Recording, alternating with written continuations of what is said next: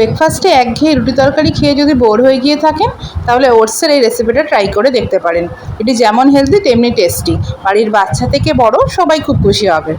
এটি বানানোর জন্য প্রথমে ওটসকে একটু শুকনো কড়াই নেড়ে নিতে হবে, যতক্ষণ না এটা ক্রিস্পি হয়ে যাচ্ছে।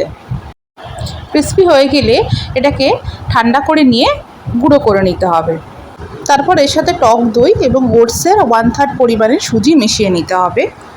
তারপর পরিমাণ মতো নুন, চাট মশলা এবং একটু একটু করে জল মিশিয়ে একটি থিক ব্যাটার বানিয়ে নিতে হবে। এরপর ব্যাটারটিকে 1 মিনিট 15-20 আলাদা করে রেখে দিতে হবে, যাতে সুজিটা ফুলে ওঠে। সুজি ফুলে উঠলে ব্যাটার যদি খুব বেশি থিক হয়ে যায়, তখন তাতে সামান্য জল মিশিয়ে নিতে হবে। এরপর তাতে পেঁয়াজ, টমেটো, আদা, ক্যাপসিকাম, গাজর, কাঁচা লঙ্কা কুচি করে দিয়ে দিতে হবে। এরপর প্যানে তেল গরম করে তাতে কালো সর্ষে এবং কারি পাতা ফোড়ন দিয়ে ভালো করে ভেজে এই ব্যাটারটির ভেতরে ঢেলে দিতে হবে এবং ব্যাটারটির সাথে ভালোভাবে মিশিয়ে নিতে হবে। এরপর প্যান গরম করে তাতে তেল ব্রাশ করে একটু একটু করে ব্যাটার দিয়ে দিতে হবে। তারপর একটি হাতার সাহায্যে সামান্য ছড়িয়ে দিতে হবে, তবে বেশি ছড়িয়ে দেওয়া যাবে না, এটা একটু থিক হবে।